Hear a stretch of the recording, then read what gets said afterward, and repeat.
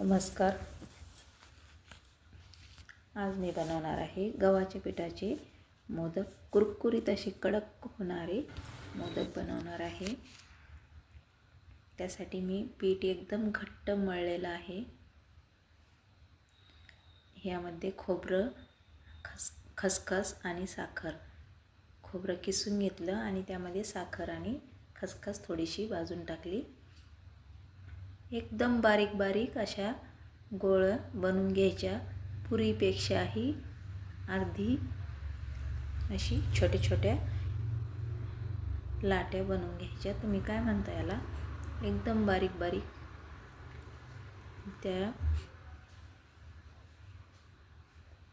पातळ पातळ लाटाव्या लागत्या. एकदम पीठ लावूनच लाटायच्या, तेल लावून नाही लाटायच्या त्या. लाटून घेऊ.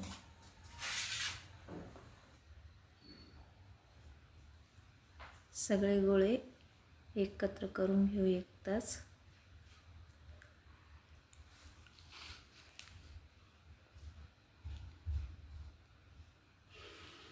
एकदम पातळ अशी पुरी लाटायची.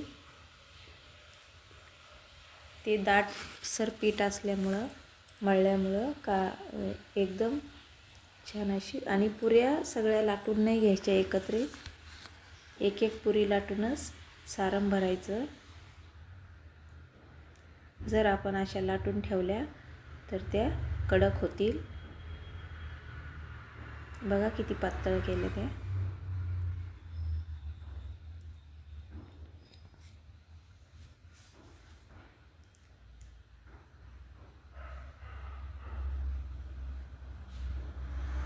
पुऱ्या बनायलाच थोडा टाईम लागतो, काहीच नाही. फक्त भरायचं आणि असं.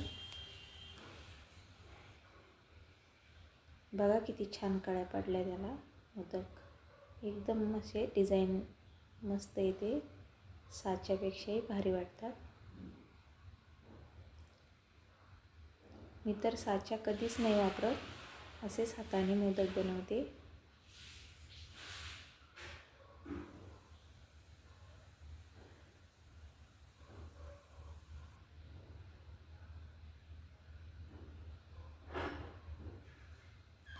तेल लावून जर लाटली तर जास्त पातळ नाही होत.